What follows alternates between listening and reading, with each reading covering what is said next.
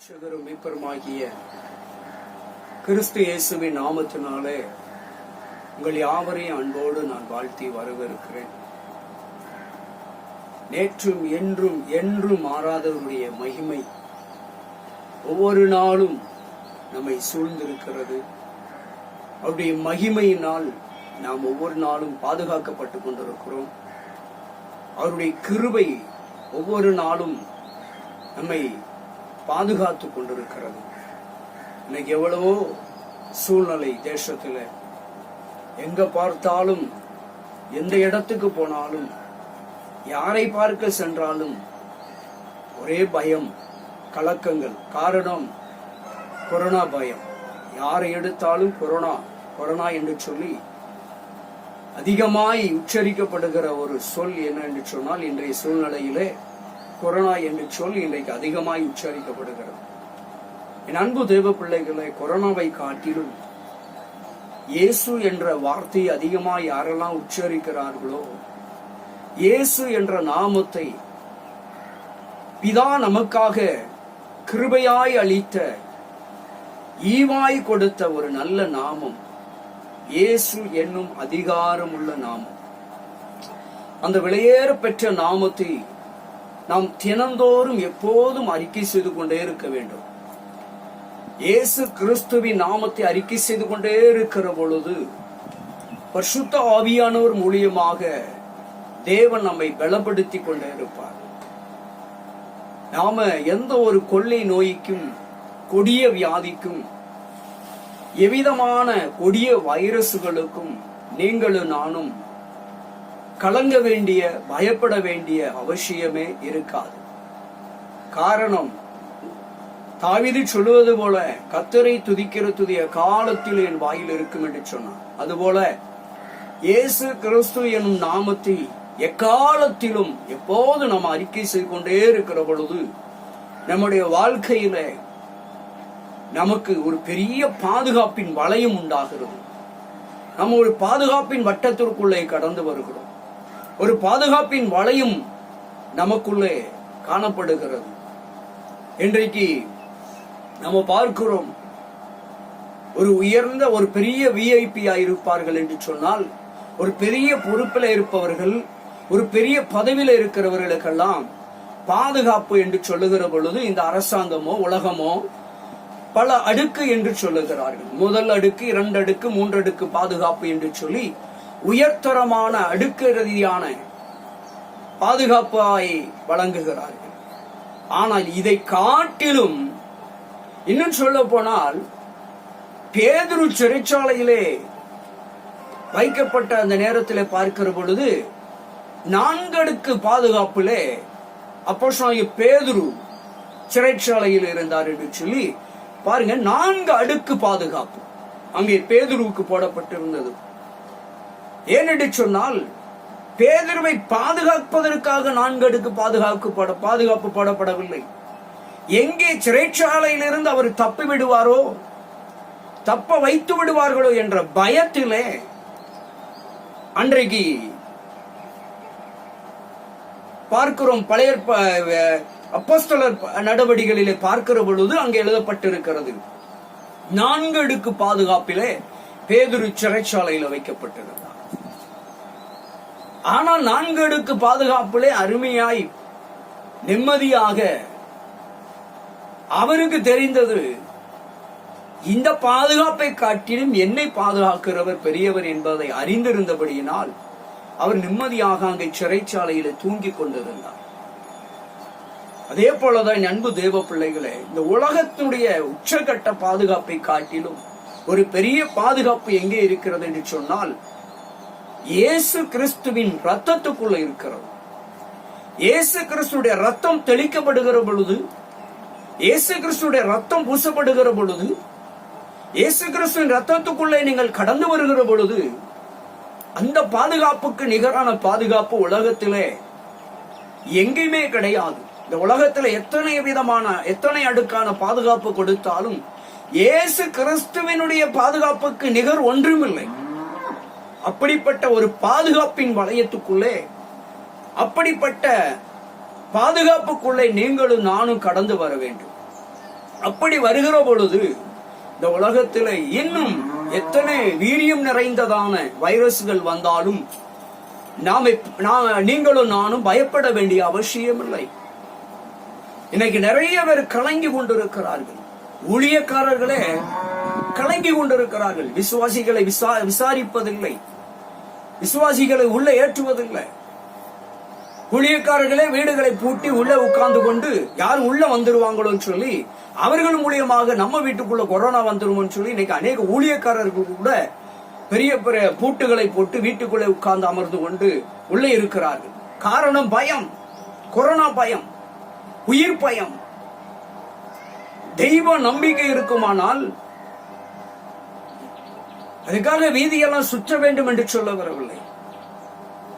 முதல்ல நம்பிக்கையும் விசுவாசமும் ஒரு மனிதனுக்குள்ளே கடந்து வந்தால் கர்த்தர் என் கூட இருக்கிறார் என்று சொல்லி நம்பிக்கையோடு நாம இருக்கிற பொழுது தெய்வம் என் கூட இருக்கிறது, எனக்காக கல்வாரி சிலுவையிலே எல்லாவற்றையும் நிறைவேற்றி முடித்த இயேசு என் கூடவே இருக்கிறார், அவரை காட்டிலுமா அந்த கொரோனா பெரியது என்று சொல்லி இயேசு கிறிஸ்துனுடைய வளையத்துக்குள்ளே இயேசு கிறிஸ்துடைய பாதுகாப்பில் இருக்கிற பொழுது எந்த விதத்திலும் கொரோனா நம்மை தாக்குவதற்கு வாய்ப்பே கிடையாது. ஒன்று உண்மை, பரிசுத்த வேதம் சொல்லுகிறது, அரசாங்கத்துக்கு கீழ்ப்படியணும், அதிகாரிகளுக்கு கீழ்ப்படியணும், சட்டத்தை மதிக்க வேண்டும், அதுல மாற்று கருத்தே கிடையாது, அதை நாம பின்பற்றி ஆக வேண்டும். ஆனாலும் பீதியும் பயமும் நமக்குள்ள இருக்கக்கூடாது. பீதியையும் பயத்தையும் கண்டு நாம ஒளிந்து கொள்ளக்கூடாது. வீட்டிலே அமர்ந்து தேவனை துதித்துக் கொண்டே இருக்க வேண்டும், மற்றவர்களுக்காக ஜெபித்துக் கொண்டே இருக்க வேண்டும், தேசத்திற்காக ஜெபித்துக் கொண்டிருக்க வேண்டும், அதிகாரிகளுக்காக ஜெபிக்க வேண்டும், அரசாங்கத்திற்காக ஜெபிக்க வேண்டும், நாட்டு மக்களுக்காக ஒவ்வொரு நாளும் ஜெபித்துக் கொண்டே இருக்க வேண்டும். இன்னைக்கு பயம் மனிதனை அடிமைப்படுத்தி வைத்திருக்கிறது. மரண பயம், இந்த உலகத்தில் எல்லாருக்கும் இன்னைக்கு மரண பயம் வந்து விட்டது. எங்கு போனாலும் மரண பயம். தெய்வ பயம் இல்ல, தெய்வ பயம் இல்ல, மரண பயம் இருக்கிறது. தெய்வ பயம் இருக்குமானால் தேவையில்லாத சம்பவங்கள் தேசத்தில் நடக்காது. தெய்வ பயங்கிறது அறவே இல்லை. மரண பயங்கள் இன்னைக்கு தேசத்தை ஆளுகை செய்து கொண்டிருக்கிறது. எங்க பார்த்தாலும் மரண பயம். அங்க பேராத, அங்க பேராத, அங்க இருந்து வந்துடும், இங்க இருந்து வந்துடும், அவர்கள் மூலியமா வந்துடும், இவர்கள் மூலியமா வந்துடும். பயம், மரண பயம். ஊழியக்காரனை கூட ஜெபிக்க கூப்பிட முடியல, பயம், மரண பயம். ஆனா தெய்வத்துக்கு பயம் இல்லை. தெய்வ பயம் இருந்தால் மரண பயம் தேவையே இல்லை. ஆண்டவராகிய இயேசு கிறிஸ்து எனக்காக சிலுவையிலே எல்லாவற்றையும் செய்து முடித்து விட்டார் என்ற நம்பிக்கை இருக்குமானால் நமக்குள்ளே மரண பயம் வர வேண்டிய அவசியமே கிடையாது. எப்பேற்பட்ட கொள்ளை நோய், கொடிய வியாதி வந்தாலும் சரி, என்னை ஒன்று சேதப்படுத்த முடியாது என்ற நம்பிக்கையும் விசுவாசமும் எப்போ ஒரு மனுஷனுக்கு வரும் என்று சொன்னால் தெய்வ பயம் இருக்கிறவர்களுக்கு மாத்திரமே அந்த நம்பிக்கை இருக்கும். தெய்வ பயம், பக்தியும் பயமும் இருக்க வேண்டும். பக்தி இருந்து பயம் இல்லாவிட்டாலும், பயம் இருந்து பக்தி இல்லாவிட்டாலும் இந்த பயத்தை நீங்களும் நானும் ஜெயிக்க முடியாது. மரண பயத்திலிருந்து விடுவிக்கப்பட வேண்டும் என்றால், மரண கலக்கத்திலிருந்து, போராட்டத்திலிருந்து, பிரச்சனையிலிருந்து விடுவிக்கப்பட வேண்டும் என்று சொன்னால் பக்தியும் இருக்க வேண்டும், பயமும் இருக்க வேண்டும். பக்தியும் பயமும் கலந்து இருந்தால் மாத்திரமே இந்த உலகத்தினுடைய காரியங்களுக்கு நாம பயப்பட வேண்டிய அவசியமே இருக்காது. இன்னைக்கு எங்க பார்த்தாலும் பீதி, கலக்கங்கள், பயம், மரண பயங்கள், மரண ஓலங்கள். இன்னும் சொல்ல போனால் மரண ஓலங்கள் அதிகமாய், தினந்தோறும் மரணங்கள். பிரபலியங்கள் மரித்துக் கொண்டிருக்கிறார்கள், குழந்தைகள் மரித்துக் கொண்டிருக்கிறார்கள், முதியவர்கள் மரித்துக் கொண்டிருக்கிறார்கள். இதையெல்லாம் பார்த்து பார்த்து பார்த்து மரண பயம் வந்து விட்டது இன்னைக்கு மனிதனுக்கு. தெய்வ பயம் மட்டும் கொஞ்சம் கூட இல்லை. அப்போ தெய்வ பயம்ங்கிறது எப்பொழுது தேசத்திலே உலகத்திலே பக்தியும் தெய்வ பயமும் என்னைக்கு அதிகரிக்கிறதோ அன்றைக்கு இப்படிப்பட்ட கொள்ளை நோயும் கொடிய வியாதியும் கொடிய வைரசுகளையும் ஒரு காலம் தேவன் அனுமதிக்கவே மாட்டார். ஒரு தேசத்திற்கு சேமம் எப்பொழுது கிடைக்கும் என்று சொன்னால், தெய்வத்துக்கு பயப்படுகிற பயமும் தெய்வத்துக்கு நடுங்குகிற நடுக்கமும் உண்மையும் உத்தமமும் பக்தியும் இருக்குமானால் ஒரு தேசத்திற்கு சேமம், ஒரு தேசத்திற்கு ஆசீர்வாதம், ஒரு பயமற்ற தன்மை. ஆண்டவராகிய இயேசு கிறிஸ்து உலகத்தில் இருக்கிற எல்லா மனுக்குல மக்களுக்காகவும் சிலுவையில மரித்தார். கிறிஸ்தவர்களுக்கு மாத்திரம் இயேசு கிறிஸ்து சிலுவையில மரிக்கவில்லை, உலகத்தில் இருக்கிற எல்லா மனுக்குலத்துக்காகவுமே சிலுவையில மரித்தார். யாரும் இந்த பூமியில கெட்டு போய்விடக்கூடாது, எல்லாரும் ரட்சிக்கப்படும். ஒருத்தர் கூட கெட்டு போவது தேவனுடைய சித்தம் அல்ல, விருப்பம் அல்ல. எல்லாரும் நல்லா இருக்கணும், எல்லாரும் ரட்சிக்கப்படணும், எல்லோரும் பரலோகவாசிகளாய் வரணும், எல்லாரும் ராஜ்யத்தின் புத்திரர்களாய் வர வேண்டும் என்பதுதான் இயேசு கிறிஸ்துடைய அளவில்லாத அன்பு. அதனாலதான் அவர் ஒரே ஜீவ பலியாக, கிருபாதார பலியாக உலகத்தில் இருக்கிற எல்லா மக்களுக்காகவும் அவர் ஜாதி பார்க்கவில்லை, மதம் பார்க்கவில்லை, இனம் பார்க்கவில்லை, மொழி பார்க்கவில்லை, நிறம் பார்க்கவில்லை. எல்லோரையும் தன் சாயலாய் படைக்கப்பட்ட மனிதர்களாக பார்த்தார்.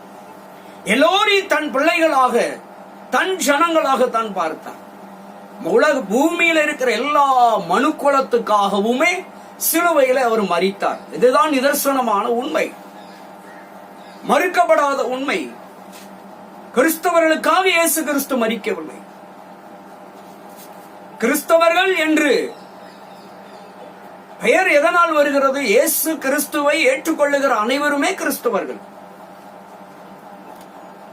அப்ப இயேசு கிறிஸ்துவை ஏற்றுக்கொண்ட எல்லாருக்கும் கிறிஸ்தவர்கள் என்ற பட்டம் கிடைக்கிறது, பெயர் சூட்டப்படுகிறது.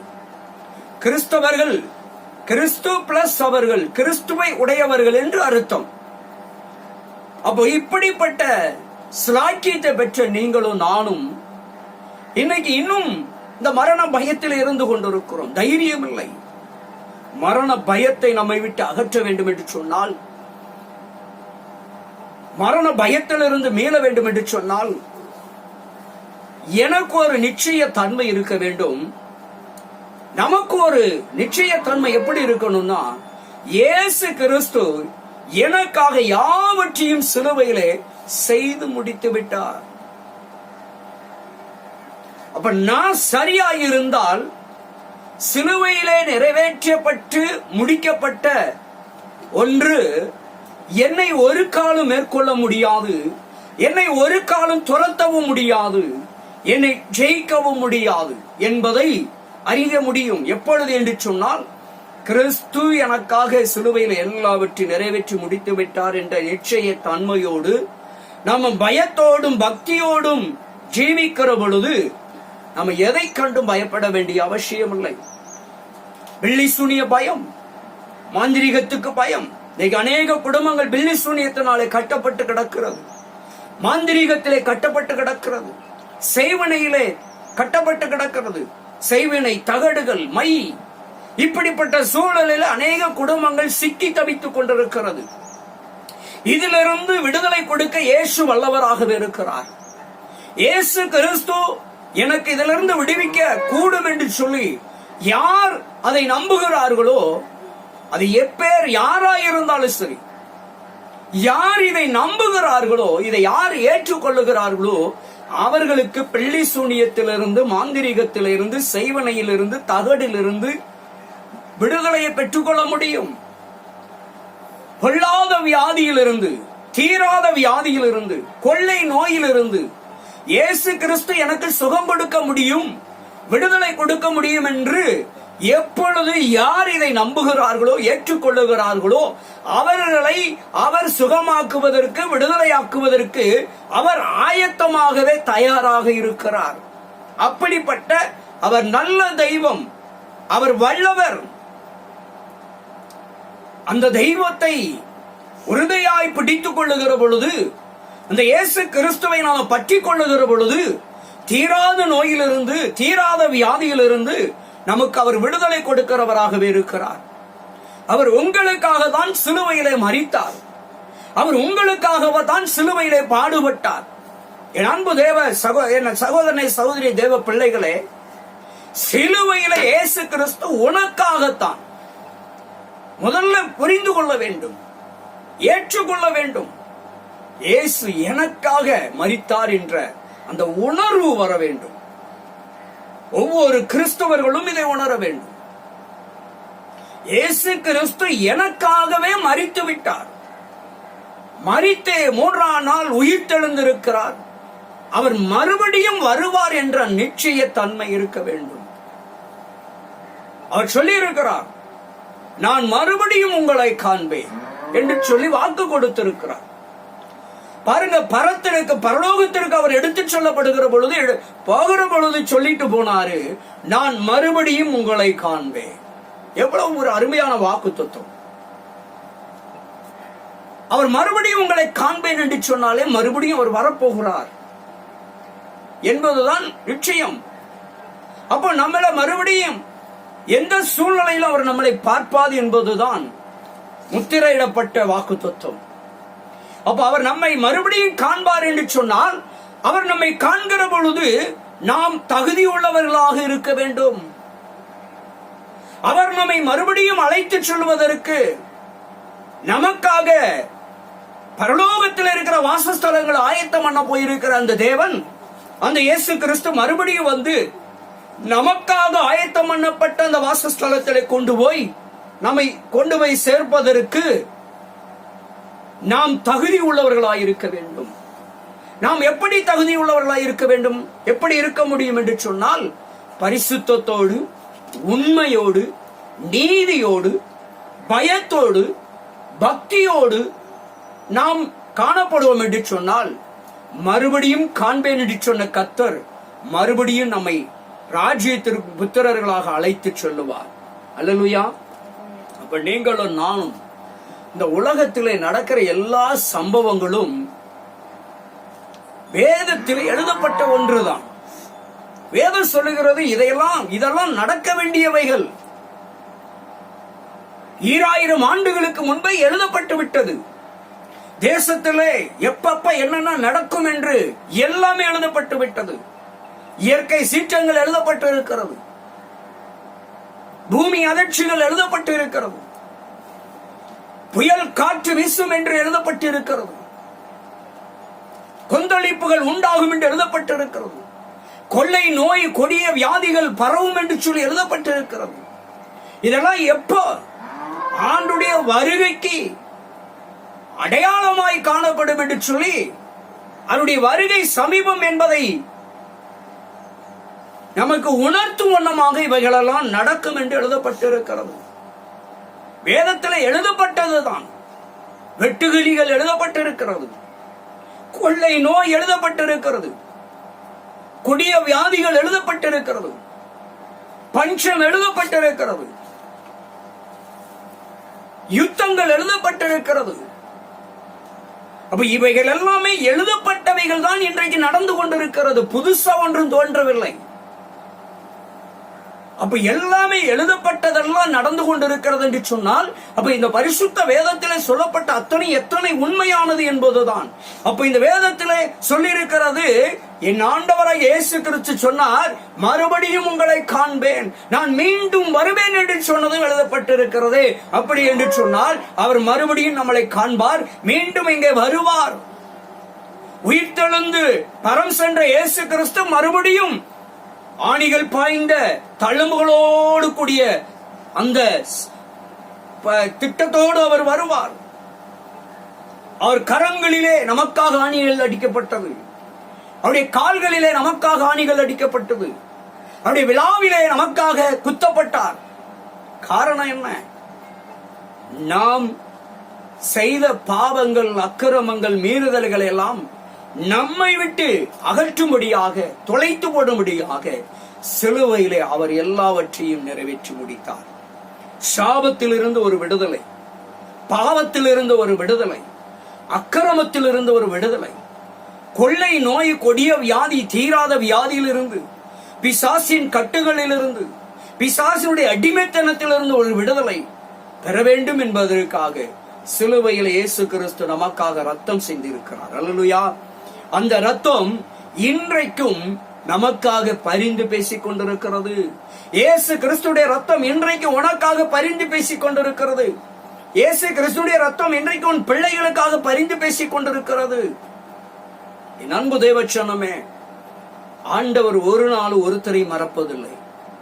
ஆண்டவர் ஒரு நாள் ஒருவதையும் வெறுப்பதில்லை. ஒருத்தரையும் கைவிடவே மாட்டார். அல்லேலூயா. அவரை நாம் உறுதியாய் பற்றி கொண்டால், ஆண்டவரை நாம் உறுதியாய் பிடித்துக் கொள்ளுகிற பொழுது, அவருடைய வாக்குத்தத்தங்களை உறுதியாய் நம்புகிற பொழுது, நீங்களும் நானும் இயேசு கிறிஸ்து நமக்கு சொல்லி வைத்த அடிச்சுவடுகளை பின்பற்றுகிற பொழுது, அவருடைய அடிச்சுவடுகளிலே முக்கியமான ஒன்று என்னன்னா, எல்லாரையும் நாம நேசிக்கணும். எல்லா மக்களையும் நாம நேசிக்கணும். நல்லவங்க கெட்டவங்க என்று பாராமல் எல்லாரிடத்திலே அன்பு காட்ட வேண்டும். எல்லாரையும் நேசிக்கணும். ஜாதி பார்க்க கூடாது, மதம் பார்க்க கூடாது, இனம் பார்க்க கூடாது, மொழி பார்க்க கூடாது, நிறம் பார்க்க கூடாது. எல்லாரையும் சகோதரர்களாக, சகோதரிகளாக பாவித்து எல்லாரிடத்திலும் அன்பை வெளிப்படுத்த வேண்டும். எல்லோரையும் நேசிக்க வேண்டும். இதைத்தான் இயேசு கிறிஸ்து ஆழமாக நமக்கு கற்றுக் கொடுத்தார். அப்ப நீங்களும் நானும் அந்த இயேசு கிறிஸ்துடைய வழிகளை பின்பற்றுகிற பொழுது, அந்த அப்பாவுடைய அடிச்சோடுகளை பின்பற்றுகிற பொழுது, சிலுவையை ஒவ்வொரு நாளும் சுமக்கிற பொழுது, அந்த இயேசு கிறிஸ்து எப்போது நம்ம கூடவே இருக்கிறன்னு வாக்கு கொடுத்திருக்கிறார். அல்லேலூயா. வாசிக்கலாம். ஆண்டவர் இன்றைக்கு நம்மோடு கூட பேசும்படியாக தெரிந்து கொண்ட கர்த்தர் நமக்கு கொடுத்த ஒரு வார்த்தையை ஆண்டவர் இன்றைக்கு உங்களோடு கூட பேசுகிறார். உங்க குடும்பத்தோடு, உங்க பிள்ளைகளுக்காக பேசுகிறார். என் அன்பு தேவச்சனமே, அன்றுடைய வார்த்தைக்கு உன் செவிகள் திறக்கப்படுமானால், நீங்கள் இதை கவனமாய் கேட்டு இதன்படி நீங்கள் தேவனுடைய சமூகத்திலே வருகிற பொழுது ஆண்டவர் உங்களை ஆசீர்வதிக்கிறவராய் இருக்கிறார். இன்றைக்கு ஒரு விடுதலையை உணர முடியும். இன்றைக்கு ஒரு விடுதலையை பெற்றுக்கொள்ள முடியும். இன்றைக்கு ஒரு சுகத்தை பெற்றுக்கொள்ள முடியும். இன்றைக்கு ஒரு மீட்பை பெற்றுக்கொள்ள முடியும். ஒரு மனமாறுதல் உண்டாகும். ஒரு மாற்றங்கள் ஏற்படும். ஒரு புது வழி திறக்கப்படும். உன் திட்டங்கள் நிறைவேற்றப்படும். கர்த்தருடைய வார்த்தைக்கு உன் செவிகளை சாய்க்கிற பொழுது, நீ கர்த்தருடைய வார்த்தைக்கு கீழ்ப்படுகிற பொழுது, பலிகளை காட்டிலும் கீழ்ப்படிதலை ஆண்டவர் சமூகத்தில் ஆண்டவருடைய வார்த்தைக்கு உங்கள் செவிகளை கவனமாய் சாய்த்தால், நிச்சயமாய் இந்த வார்த்தைகள் உங்களுடைய வாழ்க்கையிலே பலனை தரும், பிரதிபலிக்கும். வாசிக்கலாம். ஏசாயா தீர்க்க தரிசன புஸ்தகம் 49வது அதிகாரம் 14, 15, 16 வசனங்களிலே நாம் இன்று தியானிக்க இருக்கிறோம். ஆண்டவர் இன்றைக்கு நம்மோடு கூட சுட்டி காட்டுகிற ஒரு சில வார்த்தைகளை பார்ப்போம். வாசிக்கலாம். சீயோனோ, கர்த்தர் என்னை கைவிட்டார், கர்த்தர் என்னை கைவிட்டார், ஆண்டவர் என்னை மறந்தார், ஆண்டவர் என்னை மறந்தார் என்று சொல்லுகிறான். என் அன்பு தேவச்சனம், இன்னைக்கு அநேகர் இப்படிதான் சொல்லிக் கொண்டிருக்கிறார்கள். சீயோனோ கர்த்தனை கைவிட்டுட்டாரு, ஆண்டவர் என்னை மறந்து விட்டார் என்று சொல்லி இன்னைக்கு அநேகர் புலம்பிக் கொண்டிருக்கிறார்கள். இன்னைக்கு நிறைய பேர் இப்படிதான் சொல்றாங்க. சின்ன பாடு, சின்ன விதமான ஒரு நெருக்கம் வந்த போதும் உடனே ஆண்டவர் என்னை மறந்துட்டார், ஆண்டவர் என்னை கைவிட்டு விட்டார் என்று புலம்புகிற காரியங்களை பார்க்கிறோம். ஒரு சோர்வு, ஒரு சோதனை வந்துடக்கூடாது. உடனே இந்த வார்த்தை சொன்னது போல ஆண்டவர் என்னை கைவிட்டுட்டார், ஆண்டவர் என்னை மறந்துட்டார் என்று சொல்லி புலம்புகிறோம். ஆனா வேதம் சொல்லுகிறது, இஸ்ரவேலை காக்கிறவர் உறங்குவதும் இல்லை, தூங்குவதும் இல்லை என்று எழுதப்பட்டிருக்கிறது. 24 மணி நேரம் உறங்காமல் தூங்காமல் உன்னை பாதுகாத்துக் கொண்டிருக்கிற கர்த்தர் உன்னை எந்த விதத்தில் கைவிட்டு விட்டார்? ஆண்டவர் மறந்தால் இருக்க முடியுமா? நாம தான் ஆண்டவருடைய கையை விட்டுட்டோம். ஆண்டவருடைய காரியங்களை நாம விட்டுட்டோம். அதை ஒப்புக்கொள்ளுவதில்லை. ஜெபத்தை விட்டுவிட்டோம், வேத வாசிக்கிற காரியங்களை விட்டுவிட்டோம், தேவனுடைய பாதத்தில் வந்து அமர்வதை விட்டுவிட்டோம். ஆனா ஆண்டவரை பார்த்து நாம சொல்றோம், ஆண்டவர் என்னை கைவிட்டுட்டாரு, ஆண்டவர் என்னை மறந்துட்டாரு. ஆண்டவரை பார்த்து இந்த கேள்வி எழுப்புகிறது, ஊழியக்காரங்கிட்ட சொல்றது, மற்றவர்களிடத்துல சொல்வது. இவ்வளவு பெரிய நெருக்கங்கள், இவ்வளவு போராட்டம், இவ்வளவு பிரச்சனை, கர்த்தர் என்னை கைவிட்டுட்டாரு, மறந்துட்டாரு. ஆனா நாம செய்த தவறுகள் என்ன என்பதை புரிந்து கொள்வதில்லை, அதை ஆராய்ந்து பார்ப்பதில்லை. ஜெப வாழ்க்கையில குறைவுகள் இருக்கிறதை, ஜெப குறைவை ஒத்துக்கொள்வதில்லை. ஆண்டவர் கைவிட்டுட்டாரு, ஆண்டவர் மறந்துட்டாரு என்று சொல்லி மாத்திரம் சொல்லி கொண்டிருக்கிறோம். சின்ன தலைவலி வந்துடக்கூடாது, சின்ன பிரச்சனை வந்துடக்கூடாது. ஆண்டவரை பார்த்து ஆண்டவர் என்னை கைவிட்டுட்டாரு, கர்த்தர் என்னை மறந்துட்டார் என்று சொல்லி புலம்பி தள்ளுகிறோம். ஆனால் இயேசு சொல்லுகிறார், நான் உன் கூடவே இருக்கிறேன். அதே 41:10 சொல்லுகிறது. எசையா 41:10 சொல்லுகிறது. என்ன சொல்றது? ஆண்டவர் சொல்றாரு, வாக்குத்தத்தம் கொடுக்கிறாரு. நீ பயப்படாதே, நான் உன்னுடனே இருக்கிறேன், திகையாதே, நான் உன் தேவன், நான் உன்னை பலப்படுத்தி உனக்கு சகாயம் பண்ணுவேன், என் நீதியின் வலக்கரத்தினால் உன்னை தாங்குவேன் என்று வாக்கு கொடுத்தவர். ஆனால் அதெல்லாம் நம்ம மறந்துட்டு சின்ன சோதனை, சின்ன வேதனைகள், சின்ன பாடுகள், சின்ன இழப்புகள் வந்தால் போதும், உடனே ஆண்டவர் என்னை கைவிட்டுட்டார், ஆண்டவர் என்னை மறந்துட்டார் என்று சொல்லி ஆண்டவரையே பார்த்து மறுதளிக்கக்கூடிய ஒரு நிலைமை. பேதுரு மறுதளித்தது போல நெருக்கம் வந்துச்சு. எங்கே நம்மையும் பிடித்து சிறைபிடித்து விடுவார்களோ என்ற பயம், மரணம் பயம். பேதுரு மறுதளிக்கிறார் இயேசு கிறிஸ்துவை, சத்தியம் பண்ணி மறுதளிக்கிறார். சின்ன நெருக்கம், சின்ன போராட்டம், மறுதளிக்கக்கூடிய ஒரு நிலைமை. ஆனால் வாக்கு சொல்லுகிறது, நீ பயப்படாதே, நான் உன் கூடவே இருக்கிறேன்னு சொல்லி இருக்கிறாரு. உன் கூடவே தான் இருக்கிறேன், உன் பிள்ளைகளோடு இருக்கிறேன், உன் கணவர் கூடவே இருக்கிறேன், உன் பெற்றோரோடு இருக்கிறேன், உன் கூடவே இருக்கிறேன், உன் சகோதரனோடு, சகோதரியோடு, மனைவியோடு இருக்கிறேனே என்று சொல்லி ஒவ்வொரு நாளும் ஆண்டவர் உன்னை தேற்றிக் கொண்டே இருக்கிறார். மகனே பயப்படாதே, மகளே பயப்படாதே, கலங்காதே, திகையாதே, நானே உன் கூடவே இருக்கிறேன், உன் வலதுகரம் பிடித்து உன்னை நடத்துவேன் என்று சொல்லி வாக்கு கொடுக்கிற தேவன். ஆனா அவரை பார்த்துதான் நாம கேட்கிறோம், என்னை மறந்துட்டார், என்னை கைவிட்டுட்டார். அல்லேலூயா. நாம ஆண்டவரை சரியா பின்பற்றி இருக்கிறோமா என்று சொல்லி நம்மை நாமே சோதித்து அறிவதெல்லாம் கிடையாது. நாம என்ன தவறு செய்தோம், நாம என்ன குற்றம் பண்ணினோங்கிறதெல்லாம் ஆராய்ந்து பார்க்கறத விட்டுட்டு சின்ன பிரச்சனை வந்த உடனே ஆண்டவர் என்னை கைவிட்டுட்டார், ஆண்டவர் என்னை மறந்துட்டார், கொஞ்சம் நஷ்டம் வந்துடக்கூடாது, கொஞ்சம் குடும்பத்துல கஷ்டம் வந்துடக்கூடாது, சின்ன தலைவலி, மண்டடி, சின்ன காய்ச்சல் வந்துடக்கூடாது, உடனே கர்த்தர் கைவிட்டுட்டார். நான் எவ்வளவு உபவாசம் போட்டேன், நான் எவ்வளவு ஜெபம் பண்ணினேன், நான் எவ்வளவு கர்த்தருக்கு கொடுத்தேன், இப்படி சொல்லி காட்டி கொண்டே இருக்கிறது. இன்னும் நம்மிடத்துல என்ன குறை இருக்கிறது என்பதை ஆராய்ந்து பார்ப்பதை விட்டுவிட்டு நான் அப்படி இருந்தேன், இப்படி இருந்த ஆண்டவர் என்னை கைவிட்டுட்டார், குறை சொல்லுவதிலே ஆண்டவரையே குற்றப்படுத்தி வருகிறோம். இதைத்தான் இங்கே சுட்டி காட்டுகிறார். சீயோனோ கர்த்தர் என்னை கைவிட்டுட்டாரு, ஆண்டவர் என்னை மறந்துட்டார் என்று புலம்புகிறதை இங்கு எழுதுகிறார். சீயோன் சொல்றான், தேவ ஜனம் சொல்லுகிறது, கர்த்தர் என்னை கைவிட்டுட்டாரு, ஆண்டவர் என்னை மறந்துட்டாரு. ஆண்டவர் உன்னை மறந்தா நீ இன்னைக்கு உயிரோடவே இருக்க முடியாது. கர்த்தர் உன்னை கைவிட்டுட்டார்னா நீ இந்த நிலைமையில இருக்கவே முடியாது. என்றைக்கும் உன் குடும்பம் காணாமல் போயிருக்கும், என்றைக்கும் நீ மடிந்து போயிருப்பாய். இன்னைக்கு நீ ஜீவனோடு இருக்கிறாயே, இன்னைக்கு உன் குடும்பம் தொலைத்து கொண்டிருக்கிறதே, இவ்வளவு நெருக்கடிக்கு மத்தியிலும், இவ்வளவு போராட்டத்துக்கு மத்தியிலும், இவ்வளவு நஷ்டத்துக்கு மத்தியிலும் நடத்தப்பட்டு கொண்டிருக்கிறாயே, அதையும் மறந்து போகிறாய். காரணம், நீ இந்த அளவிலும் நடத்தப்பட்டு ஜீவனோடு ஓடிக்கொண்டிருக்கிறாய், வாழ்ந்து கொண்டிருக்கிறாய், இன்றைக்கும் இதை வைத்து நடத்தப்பட்டு கொண்டிருக்கிறாய் என்று சொன்னால் ஆண்டவர் உன்னை மறக்காமல் இருப்பதனாலதான், ஆண்டவர் உன்னை கைவிடாமல் இருப்பதனாலதான் இந்த சூழலை நீ உட்கார்ந்து கொண்டிருக்கிறாய்.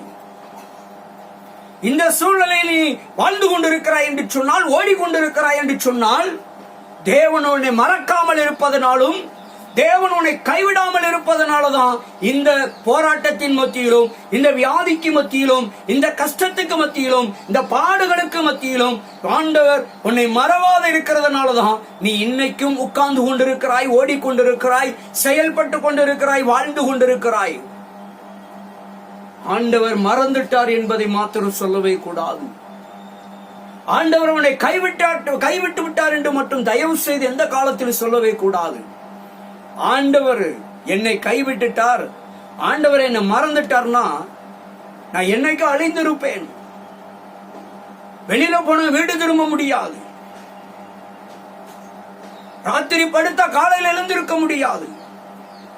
ராத்திரி தூங்கிட்டு காலையில் எழுந்திருக்கிறதுனால கர்த்தர் என்னை மறக்காமல் இருக்கிறதுனாலதான். நீங்கள் ராத்திரி தூங்கி காலையில் எழுந்திருப்பதே அவர் உங்களை மறவாமல் இருக்கிறதுனாலதான், அவர் உங்களை கைவிடாமல் இருக்கிறதுனாலதான். எந்த சூழ்நிலையிலும் அன்பு தேவ பிள்ளைகளே, எனக்கு அருமையான தேவச்சனமே, எந்த சூழ்நிலையில் கர்த்தர் என்னை மறந்துட்டார், கைவிட்டுட்டார் மட்டும் சொல்லவே கூடாது. அல்லேலூயா. என்னை ஒருபோதும் கர்த்தர் கைவிடவே மாட்டார் என்று எப்பொழுதெல்லாம் நீங்கள் அறிக்கை செய்கிறீர்களோ அப்பொழுதெல்லாம் நீங்கள் ஆசீர்வாதத்தை பெற்றுக் கொள்ள முடியும். கர்த்தர் எந்த சூழ்நிலையில் கைவிடவே மாட்டார். அப்போஸ்தலனாகிய பவுல் சொல்கிறார், நான் நிற்பதும் நிர்மூலமாகாமல் இருப்பதும் கர்த்தருடைய பெரிதான சுத்த கிருபை. அவருடைய கிருபை என்னை தாண்டி நடத்துதுன்னு சொல்லி பாருங்க. ஒவ்வொரு நாள் அறிக்கை செய்யுங்க. நான் இன்னைக்கு உயிரோடு இருக்கிறேன்னா, எனக்கு இருக்கிற கஷ்டத்துக்கு நான் இன்னைக்கு இவ்வளவு பிரச்சனையிலும் நான் உயிரோடு இருக்கிறேன், என் குடும்பம் வாழ்ந்து கொண்டிருக்கிறது, என் பிள்ளைகள் ஓடிக்கொண்டிருக்கிறாங்கன்னா கர்த்தருடைய பெரிதான கிருபையினால, கர்த்தர் எங்களை மறக்காததுனாலதான், கர்த்தர் எங்களை நேசிக்கிறதுனாலதான் சொல்லுங்க. தயவு செய்து மறந்துட்டாரு, வெறுத்துட்டாரு, கைவிட்டுட்டாருன்னு மட்டும் சொல்லவே சொல்லாதங்க. அல்லேலூயா. ஏன்னா 15வது வசனத்தில் சொல்றாரு, அதே ஏசாயா 49:15 சொல்ற பொழுது சொல்றார், ஸ்திரீயானவள் தன் கற்பத்தின் பிள்ளைக்கு இறங்காமல் தன் பாலகனை மறப்பாளோ? அவர்கள் மறந்தாலும் நான் என்ன செய்யறதில்ல, மறப்பதில்லை என்று வாக்கு கொடுத்திருக்கிறார். 10 மாதம் தன் கற்பப்பையிலே சுமந்து பெற்றெடுத்த தாய் கூட தன் பிள்ளைகளை மறந்து விடுவார்களாம். பெற்றெடுத்த தாய், மார்பிலும் தோளிலும் சுமந்தெடுத்த தகப்பன் கூட மறந்து விடுவார். 10 மாதம் பெற்றெடுத்த தாய் கூட மறந்து விடுவாள். ஆனால் நான் உன்னை மறப்பதில்லை என்று வாக்கு கொடுத்திருக்கிறார் அன்பு தகப்பன். என் ஆண்டவராகிய இயேசு கிறிஸ்து சர்வ வல்லவர், சர்வத்தின் சிருஷ்டித்தவர் சொல்றார், உன் தாய் கூட உன்னை மறந்து விடலாம், நீ கூட உன் பிள்ளைகளை மறந்து விடலாம், உன் பிள்ளைகள் கூட உன்னை மறந்து விடலாம். ஒருவேளை உன் தந்தை கூட உன்னை விசாரிக்காமல் போகலாம், உன் பெற்ற உன் தாய் கூட உன்னை விசாரிக்காமல் போகலாம், உன் உறவுகள் உன்னை விசாரிக்காமல் போகலாம், எல்லாரும் உன்னை மறந்து போகலாம். யார் வேணாலும் இந்த உலகத்திலே மறந்தாலும் சரி, உச்சக்கட்ட அளவு தேவன் சொல்லுகிறார், தாய் தன் பாலகனை மறந்தாலும், எத்தனைதான் தன் பிள்ளை தவறு செய்தாலும் ஒரு தாயின் தன் பிள்ளையை விட்டு கொடுக்க மாட்டார்கள். அப்படிப்பட்ட தாய்க்கு நிகராக அந்த வார்த்தையை சொல்லுகிறார். அந்த வார்த்தையை சொல்றான், அந்த தாய் கூட உன்னை மறந்து விடலாம், ஆனால் நான் உன்னை மறப்பதில்லை. அல்லேலூயா. இன்னொரு இடத்துல சொல்லுகிற பொழுது சொல்லுவார், ஆண்டவருடைய தேற்றுதல் இந்த உலகத்தில் யாருக்கு சமமாய் சொல்லுகிறார் என்று சொன்னால், ஏசாயா 66:13 சொல்லுகிறார். 66:13 தானே, 65:13 சார். என்ன சொல்றார்? ஆதலால் கர்த்தராகிய ஆண்டவர் இதோ என் வழிகளில், ஏசாயா 66:13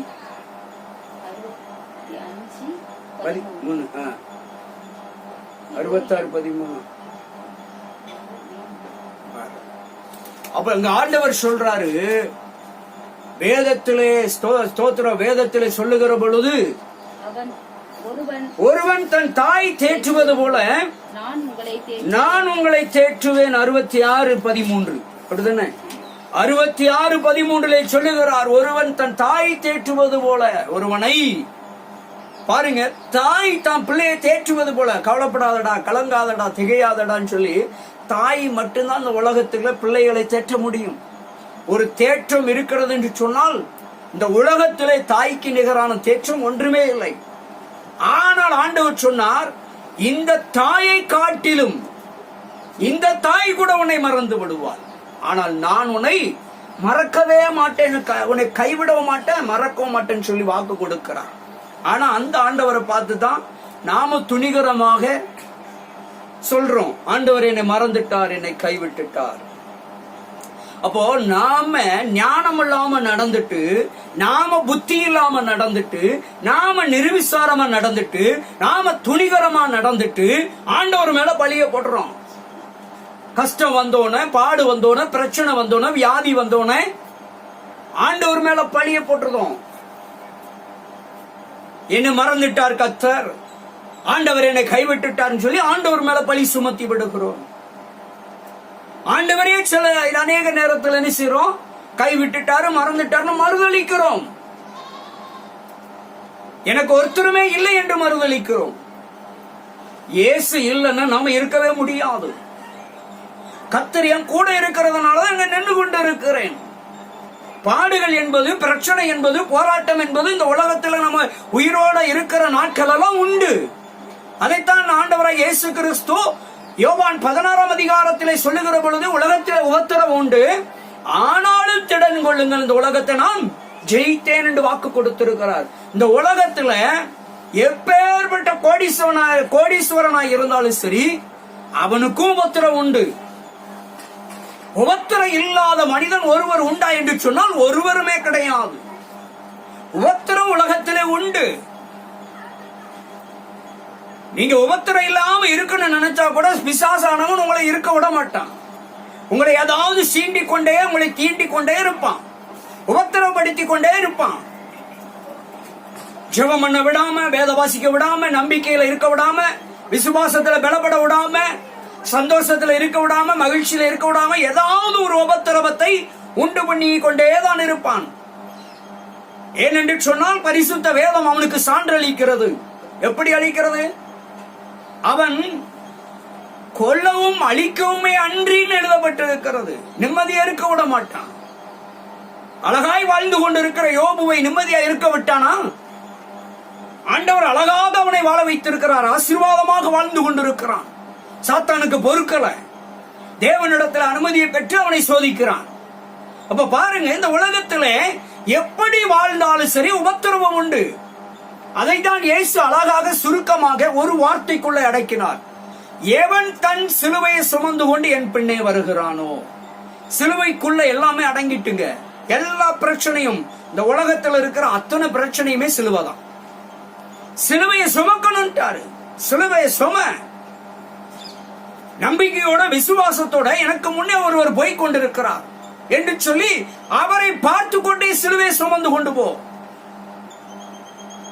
உபத்திரவத்தை பாராதே, நெருக்கடியை பாராதே, வியாதியை பாராதே, பிரச்சனையை பாராதே. எல்லாத்தையும் மாற்ற வல்லவர் உனக்கு முன்பே இருக்கிறார், உனக்கு முன்னே இருக்கிறார் என்பதை நீ நினைவு கூற வேண்டும். அதன் தடைகளை நீக்கி போடுகிறவர், கோணலானவைகளை செவையாக்குகிறவர் உனக்கு முன்னே போகிறார் என்பதை நினைவு கூர்ந்து ஒவ்வொரு நாளும் உன் சிலுவை சுமந்து கொண்டு போக வேண்டும். பாடு வந்தவுடனே, போராட்டம் வந்தவுடனே, வியாதி வந்தவுடனே, நெருக்க வந்தவுடனே, கஷ்டம் வந்தவுடனே, கடன் வந்தவுடனே, இழப்புகள் வந்தவுடனே, தோல்வி வந்தவுடனே கர்த்தர் என்னை கைவிட்டு விட்டார், கர்த்தர் என்னை மறந்து விட்டார் என்று சொல்லி தயவு செய்து அறிக்கை செய்யாதிருங்கள். உனக்கு முன்னே ஒருத்தர் போய் கொண்டிருக்கிறார். இதையெல்லாம் ஜெயிக்க வைக்கிறதுக்கு, இதையெல்லாம் நீ மேற்கொள்ளுவதற்கு, இதையெல்லாம் நீ வெற்றி கொள்வதற்கு உனக்கு முன்னே ஒருத்தர் போய் கொண்டிருக்கிறார். அவர் பின்னே நீ கடந்து செல்லுகிற பொழுது, அதான் அருமையாக பக்தர் பாடுகிறார், சிலுவையை முன்னால் உலகமே பின்னால் என்று பாடினார். இயேசுவின் பின்னால் நான் செல்வேன் என்று சொல்லி பாடல் பாடுகிறார் கர்த்தருடைய தாசர். என் அன்பு தேவச்சனமே, இயேசு கிறிஸ்துவின் பின்னாலை சிலுவையை சுமந்து நம்ம கடந்து செல்லுகிற பொழுது எந்த உபத்திரமும் பெரிதாய் தெரியாது. இந்த உலகத்துல எந்த கொள்ளை நோய், கொடிய வியாதிகள் வந்தாலும் பயப்பட வேண்டிய அவசியம் இல்லை. எத்தனையோ காலங்களில் எத்தனையோ வைரஸ்கள் வந்து போய்கொண்டேதான் இருக்கிறது, இன்னும் வரதான் செய்யும். உலகம் நிம்மதியா கடைசி வரைக்கும் சௌக்கியமா, ஆரோக்கியமா, சந்தோஷமா இருக்கும் என்று சொன்னால் இந்த உலகத்துல இனி எந்த பாடு இல்ல, எந்த நோய் வராது, இன்னும் உலகம் சந்தோஷமா தான் இருக்கும், உலகத்துல இன்னும் ஒண்ணுமே வராது, நீங்க கடைசி வரைக்கும் மகிழ்ச்சியா இருப்பீங்க, சந்தோஷமா இருப்பீங்க அப்படின்னு சொல்லிக்கொண்டே இருந்தார்கள் என்று சொன்னால் வேதம் அதுக்கு எதிராக தான் சொல்லுகிறது. உலகத்துல உபத்திரம் உண்டு. 2020ஆம் ஆண்டு பெரிய ஆசீர்வாதமா இருக்கும், அப்படி இருக்கும் இப்படி இருக்கும் சொன்னாங்க. எப்படி இருந்துச்சு? எப்படி இருக்கிறது? 2019 காட்டில 2020 மிகவும் மோசமாக இருக்கும் என்று சொல்லி பிரசங்கித்தேன். கிண்டல் அடித்தார்கள், கேலி செய்தார்கள். பெரிய பெரிய ஊழியக்காரர்கள், பெரிய பெரிய தீர்க்கதரிசிகள் எல்லாம் 2020 அப்படி இருக்கும் இப்படி இருக்கும் சொல்லியிருக்காங்க என்று சொன்னார்கள். 2020 என்ன ஆகிவிட்டது? பரிசுத்த வேதம் சொல்லுகிறது காலம் கடைசி, இனி காலம் செல்லாது. கடைசி காலத்தில் இப்படிப்பட்ட சம்பவங்கள் எல்லாம் நடக்கும் தான் எழுதியிருக்கிறார். நீ உண்மை உள்ளவனாக, உத்தமனாக, பரிசுத்தவனாக இருந்தால் இந்த உபத்திரவங்களுக்கு நீ தப்புவிக்கப்பட முடியும். இங்க நடமாடுகிற கொள்ளை நோய், கொடிய வியாதி, கொடிய வைரஸ்கள் உன்னை தீண்ட முடியாது, உன்னை தொட முடியாது. நீ தகுதி உள்ளவனாய் இருந்தால் இதெல்லாம் இருக்கத்தான் செய்யும் உலகத்துல. ஆனா தகுதி உள்ளவனாய் இருந்தால் நம்மள ஒண்ணுமே செய்ய முடியாது. தேவன் ஒவ்வொருவருடைய சிரசிலும் முத்திரை போட்டு வைத்திருக்கிறார். அப்ப முத்திரை போடப்பட்ட ஆண்டுக்குள்ளாக, வயதுக்குள்ளாக எந்த கொள்ளை நோயும், கொடிய வியாதியும், கொடிய வைரஸ்களும் உங்களை மேற்கொள்ளவே முடியாது, உங்களை ஜெயிக்க முடியாது. ஆண்டவர் சொன்னார், மரணமே உன் கூர் எங்கே என்று சொல்லி வினா எழுப்பின கர்த்தர், மரணத்தை ஜெயித்த கர்த்தர் உன் கூடவே இருக்கிறார், உனக்கு முன்னே இருக்கிறார். தயவு செய்து அப்படிப்பட்ட தேவன் கூடவும் உன் குடும்பத்தோடு, உன் பிள்ளைகளோடு, உன் உறவுகளோடு இருக்கிற அந்த கர்த்தரை பார்த்து என் கூட என்ன மறந்துட்டாரு, என்ன வெறுத்துட்டாரு, கைவிட்டுட்டாருன்னு மட்டும் சொல்லாதங்க. அவர் உங்க கூடவே தான் இருக்கிறார். அல்லேலூயா. எந்த நோய் நம்மளை ஜெயிக்க முடியாது. அல்லேலூயா. ஏன்னா எல்லாத்தையும் ஜெயித்த இயேசு கிறிஸ்து நம்ம கூட இருக்கிறார். அல்லேலூயா. அப்படிப்பட்ட தேவன் நிச்சயமாக எதை இழந்தோமோ அதை திருப்பி தருவார். அல்லேலூயா. உங்களை வெற்றி அடைய வைப்பார். எந்த இடத்துல எல்லாம் எங்கெல்லாம் தோற்று தோற்று தோற்று தோல்வி அடைந்து கொண்டே இருந்தீர்களோ அந்த இடத்துல மறுபடியும் அதற்கு நிகரான ஒரு பெரிய வெற்றியை இயேசு கிறிஸ்து உங்களுக்கு தருவார். அல்லேலூயா. எதை இழந்துட்டோமேன்னு சொல்லி, எல்லாம் போயிட்டேன்னு சொல்லி கவலைப்படாதுங்க. யோபுக்கு எல்லாம் போச்சு, ஆனா எல்லாமே 2 மடங்கு வந்துச்சு. அல்லேலூயா. எல்லாமே கையை விட்டு போச்சு, எல்லாமே இழந்தான். ஆனா தேவன் 2 மடங்கு ஆசீர்வாதத்தை கொடுத்தார். 2 மடங்கு திருப்பி கொடுக்கப்பட்டது. அதுபோல என் அன்பு தேவச்சனமே, அன்பு தேவ பிள்ளைகளை, அன்பு தேவச்சனமே, ஆண்டவர் எல்லாத்தையும் உங்களுக்கு திருப்பி 2 மடங்கு கொடுக்க வல்லவர் இருக்கிறார் என்பதை மறந்து விடாதீர்கள். தயவு செய்து என்னை கைவிட்டுட்டார், என்னை மறந்துட்டார்னு சொல்லாதுங்க. அல்லேலூயா. எந்த நோயும் உங்களை ஜெயிக்க முடியாது. எந்த பிள்ளைசீரியமோ, மாந்திரிகமோ, செய்வனைகளோ, எந்த தகடும், எந்த தாயத்தும் உங்களை ஜெயிக்க முடியாது. அதையெல்லாம் சுட்டு எரிக்கக்கூடிய வல்லமையில் அக்னியான தேவன் உங்க கூட இருக்கிறார் என்பதை மட்டும் மறந்து விடக்கூடாது. ஹல்லேலூயா. அதைத்தான் அவர் சொல்லுகிறார் 16வது வசனத்தில் சொல்லுகிற பொழுது, இதோ என் உள்ள கைகளில் உன்னை வரைந்திருக்கிறேன், உன் மதில்கள் எப்போதும் என் முன் இருக்கிறது. எங்கே வரைந்திருக்கிறாராம்? நாம அவரை பார்த்து சொல்றோம், கர்த்தர் என்ன மறந்துட்டார், என்ன கைவிட்டுட்டாருன்னு தான் நம்ம சொல்றோம். ஆனா அவர் சொல்றாரு, அப்பா, மகனே, மகளே, நான் உன்னை எங்க வரைந்து வைத்திருக்கிறேன்? என் உள்ளம் கையில் வரைந்து வைத்திருக்கிறேன்றாரு. அல்லேலூயா. என் உள்ளம் கையில வரைந்து நான் உன்னை 24 மணி நேரமும் தூங்காமல் உறங்காமல் உன்னை பாதுகாத்துக் கொண்டே இருக்கிறேன். என் பிள்ளைக்கு எந்த ஆபத்து வந்துடக்கூடாது, என் பிள்ளை வாழ்க்கைக்கு எந்த ஆபத்து வந்துடக்கூடாது, என் பிள்ளைக்கு எல்லா பிரச்சனையிலிருந்து நான் விடுதலை கொடுக்க முடியாது, எந்த பிள்ளையை எந்த பிரச்சனை மேற்கொள்ள விடக்கூடாது என்பதற்காக உன்னை உள்ளங்கையில் வரைந்து வைத்திருக்கிறாராம். உன் பிள்ளைகள் எங்க வரைந்திருக்கிறாராம்? உள்ளங்கையில் வரைந்து வைத்திருக்க வாக்கு கொடுக்கிறார். அல்லேலூயா. உன் பிள்ளைகளை, உன் குழந்தைகளை, உன் குடும்பங்களை, உன் கணவரை, உன் மனைவியை, உன் பெற்றோரை, உன் உறவுகளை, நண்பர்களை, சகோதரனை, சகோதரியை எங்கே வரைந்து வைத்திருக்கிறார் என்று சொன்னால் தன்னுடைய உள்ளங்கையில் வரைந்திருக்கிறேன் வாக்கு கொடுக்கிறார். அல்லேலூயா. அப்படி உள்ளங்கையில வரைந்து உங்களை ஒவ்வொரு நாளும் பார்த்து பார்த்து பார்த்து பாதுகாத்துக் கொண்டிருக்கிறார். அந்த தேவன் உங்களை எந்த விதத்திலும் கைவிடவே மாட்டார். அல்லேலூயா. எந்த சூழ்நிலையிலும் அந்த இயேசு கைவிடவே மாட்டார். அல்லேலூயா. ஒருவேளை நீங்க தனிமைப்படுத்தப்பட்ட நிலையில் இருக்கலாம், ஒருவேளை தனித்து இருக்கலாம். ஐயோ, தனிமரம் தோப்பாகுமா என்று கேள்வி உண்டு.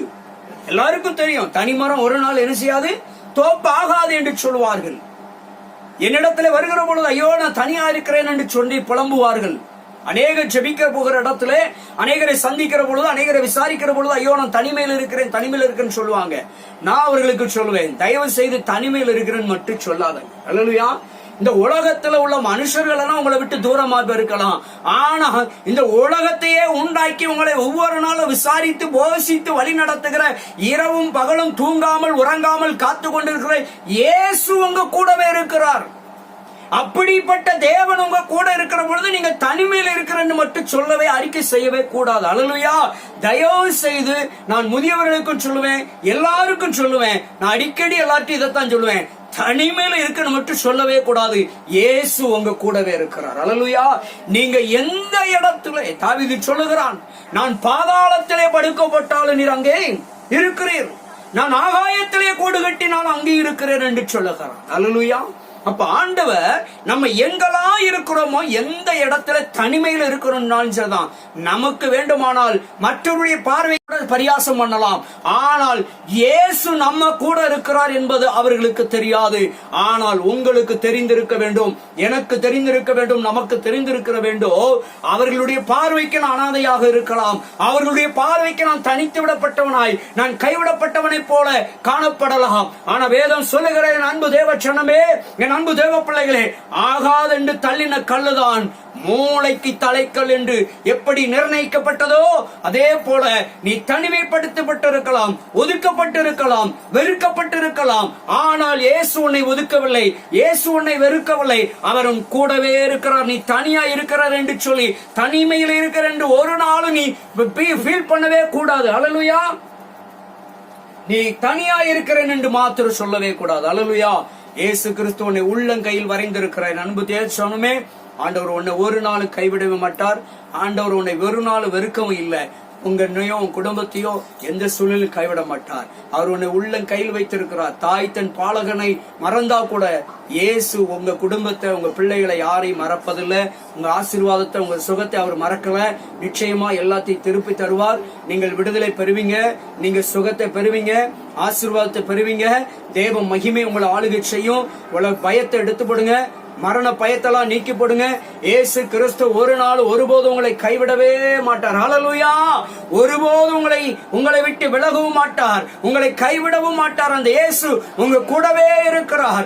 யாரு வேணாலும் கைவிடலாம், மருந்து உங்களை கைவிட்டுறலாம், மாத்திரைகள் கைவிட்டுறலாம், நீங்க நம்பின மனிதர்கள் எல்லாம் கைவிட்டுறலாம்.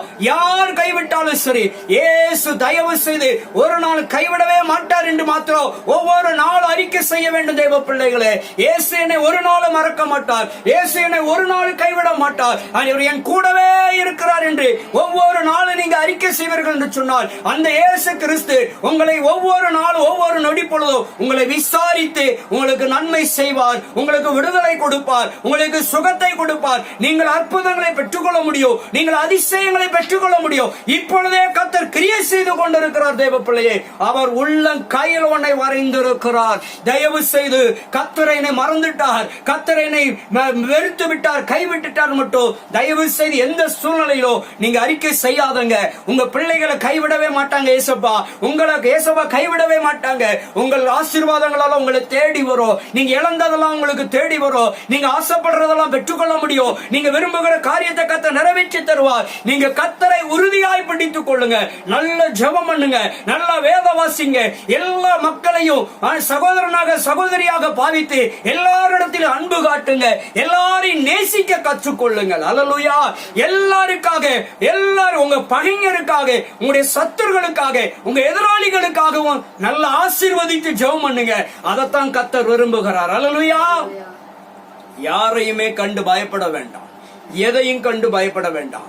இயேசு ஒரு நாள் உங்களை கைவிடவே மாட்டார். அல்லேலூயா. என் அன்பு தேவச்சனமே, ஆண்டவர் சொன்னது போல ஸ்திரீயானவள் தன் கற்பத்தில் இருந்து வந்த பாலகனை மறந்தா கூட உன்னை ஒரு நாள் மறக்க மாட்டேன்னு வாக்கு கொடுத்தார். அவள் கூட மறந்து போவாளாம், ஆனா இயேசு நான் மறக்க மாட்டேன்னு வாக்கு கொடுக்கிறார். அல்லேலூயா. அந்த தேவன் சொல்லுகிறார், மகனே மகளே, நீ பயப்படாதே, திகையாதே, கலங்காதே, உன்னை உள்ளம் கையில வரைந்திருக்கிறேன். என் அன்பு தேவ ஊழியக்காரனே, ஊழியக்காரிகளே, உங்கள் ஆண்டவர் ஒருபோதும் கைவிட மாட்டார். உங்க ஊழியத்தை கர்த்தர் கைவிட மாட்டார். உங்க ஊழிய ஸ்தலங்களை கர்த்தர் கைவிட மாட்டார். உங்க பிள்ளைகளை ஒரு நாள் கைவிட மாட்டார். நீங்க கர்த்தருக்கு செய்கிறதை செய்து கொண்டே இருங்க. நல்லது செய்கிறதை செய்து கொண்டே இருங்க. நன்மை செய்கிறவன் நன்மை செய்து கொண்டே இருங்க. ஆண்டவர் உங்களை உயர்த்தி கொண்டே இருப்பார். உங்களை ஆசீர்வதித்துக் கொண்டே இருப்பார். கர்த்தருக்கு கொடுக்கிற காரியத்துல உங்க கையை சுருக்காதங்க. உங்க கையை விரித்து ஆண்டவருக்கு மனமுகந்து கொடுத்து பாருங்க.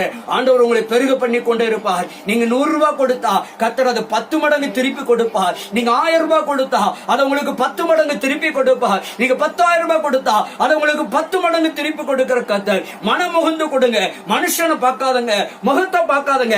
கர்த்தருக்கு செலுத்த வேண்டியதை நீங்க எப்போது செலுத்திக் கொண்டே இருந்தால் கர்த்தர் என்னை உயர்த்துவார். கர்த்தர் என்னை ஆசீர்வதிப்பார். நிச்சயமாய் என்னை ஓட வைப்பார். என்னை எழுந்திருக்க வைப்பார். என்னை திரும்ப வாழ வைப்பார். என்னை சேர்த்து வைப்பார். என் தேவைகளை சந்திப்பார். எனக்கு வீடு கட்டி தருவார். எனக்கு குழந்தை பாக்கியத்தை தருவார். திருமணங்களை நடத்தி தருவார். திருமண தடைகளை உடைத்து போடுவார். கொள்ளை நோய் அகற்றி போடுவார். என் பலனை எனக்கு எல்லா கட்டிகளில் இருந்தோ, எல்லா கொள்ளை நோயில் இருந்தோ எனக்கு விடுதலை தருவார். சுகத்தை தருவார் என்று சொல்லி ஒவ்வொரு நாளும் விசுவாசத்தோடு ஜெபித்துக் கொண்டே இருப்பீர்கள் என்று சொன்னால் நிச்சயமாய் அற்புதம் நடக்கும். நிச்சயமாய் அதிசயம் நடக்கும். அல்லேலூயா. நீ இழந்து போனதெல்லாம் தருவ ஆண்டவர் பெற்று தருவார். நீ பெற்றுக்கொள்ள முடியும். கல்வியிலே உன்னை உயர்த்துவார். கல்வியிலே உன்னை மேன்மைப்படுத்துவார். எல்லாரும் உன்னை படிப்புல ஏளனமாய் நினைக்கலாம், கேவலமாய் நினைக்கலாம். ஆனால் இயேசு ஏற்ற வேளையில உன்னை உயர்த்துவார். அல்லேலூயா. நீ விரும்புவதை காட்டிலோ, நீ ஆசைப்படுவதை காட்டிலோ உன்னை உயர்த்த வல்லவர் உன் கூடவே இருக்கிறார். அல்லேலூயா. யாரை குறித்தும் கவலைப்படாதே. யார் ஏளனமாய், கேவலமாய், அற்பமாய் நினைத்தாலும் சரி, ஒன்றை குறித்து கவலைப்படாதே.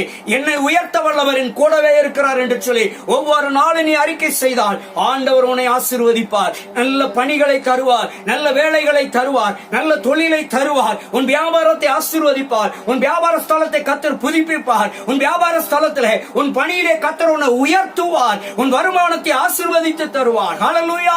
நீ இழந்து போன நிலம், விலங்கல், பொன் பொருளை எல்லாம் கர்த்தர் திருப்பி தருவார். ஹல்லேலூயா. நீ ஒன்றுக்கு கவலைப்படாதே. நீ ஒன்றுக்கும் பயப்படாதே மகனே, மகளே. இயேசு கைவிடவே மாட்டார். ஹல்லேலூயா. ஒரு விஷயம், அப்படி எல்லாரும் கண்களை மூடுவோம். ஆண்டவரை நோக்கி பார்ப்போம். கிருபையும் இரக்கமும் நிறைந்த பரிசுத்தமான பரலோக பிதாவே, இந்த நல்ல அருமையான வேளையில் ஆண்டவர் உம்முடைய பிள்ளைகளோடு நீர் பேசினீங்கப்பா.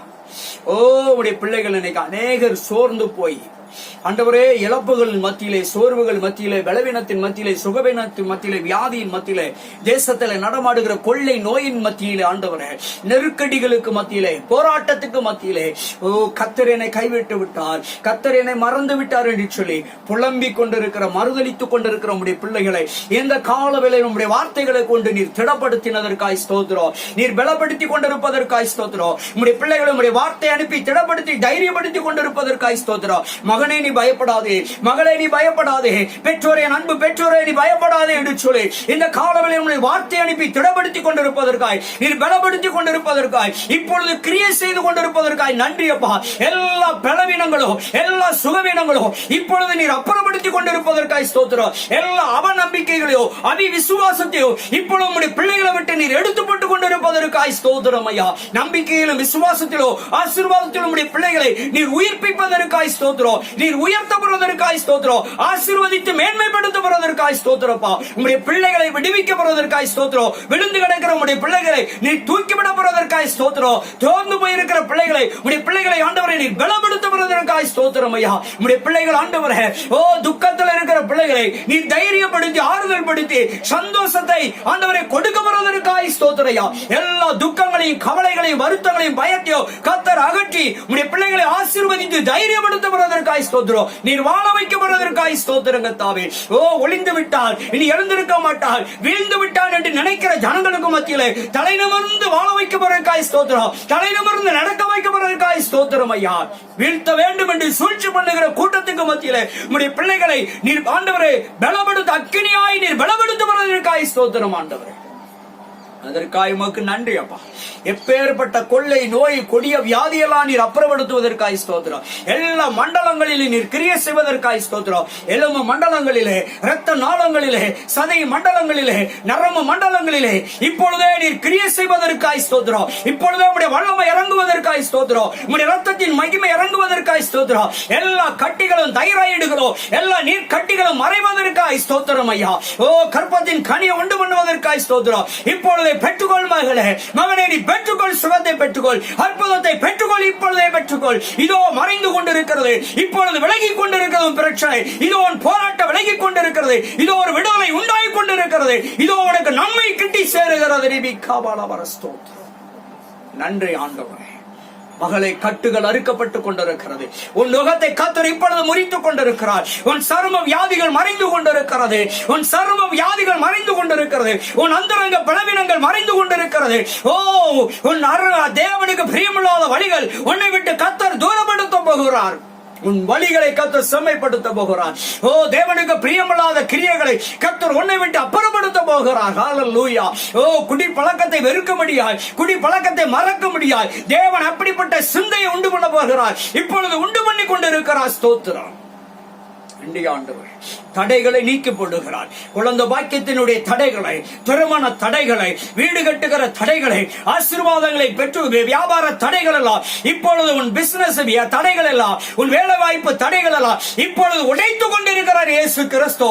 இதோ தடைகள் நீங்கி கொண்டிருக்கிறது. தேவ பிள்ளையே, இதோ அதிசயத்தை பெற்றுக்கொள். இப்பொழுதே ஒரு அற்புதத்தை பெற்றுக்கொள். ஸ்தோத்திரிக்கிறங்க தாவி. இது அப்படியே நன்மை செய்தபடியினால், விடுவித்தபடியினால், சுகம் கொடுத்தபடியினால் ஆண்டவரே உமக்கு நன்றி அப்பா.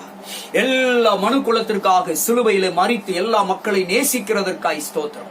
ஆண்டவரே, இந்த செய்தியை கேட்ட பார்த்து கொண்டிருக்கிற பிள்ளைகளுக்கு வாழ்க்கையிலே இப்பொழுதே குடும்பங்களை நீர் கிரியை செய்வதற்காய் ஸ்தோத்திரம். இப்பொழுதே நீர் செயல்பட்டுக் கொண்டிருப்பதற்காய் ஸ்தோத்திரம். இப்பொழுதே கட்டுகளை அவிழ்த்துக் கொண்டிருப்பதற்காய் ஸ்தோத்திரம். இப்பொழுது நுகத்தை முறித்துக் கொண்டிருப்பதற்காய் ஸ்தோத்திரம். வியாதிகள் மறைந்து கொண்டிருப்பதற்காய் ஸ்தோத்திரம். நோய்கள் மறைந்து கொண்டிருப்பதற்காய் ஸ்தோத்திரம். ஸ்திரீகளுக்கு உண்டான பிரச்சனைகள் மறைந்து கொண்டிருப்பதற்காய் ஸ்தோத்திரம். நீர் சுகமாக்குவதற்காய் ஸ்தோத்திரம். விடுதலை கொடுப்பதற்காய் ஸ்தோத்திரம். ஆண்டவரே, மையிலிருந்து மாந்திரிகத்தில் செய்வனின் கிரியைகளிலிருந்து இப்பொழுது நீர் விடுதலை கொடுத்துக் கொண்டிருப்பாய் ஸ்தோத்திரம். அந்த கிரியைகள் எல்லாம் நீர் சுட்டரித்து சாம்பலாக்குவதற்காய் ஸ்தோத்திரம் ஐயா.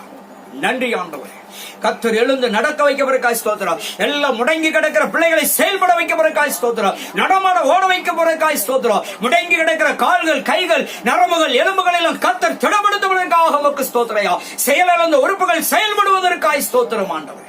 நன்றி தகப்பனே. நல்ல மனநிலையை கொடுத்து ஆசீர்வதிக்கப்படுவதற்காக உமக்கு ஸ்தோத்திரம்.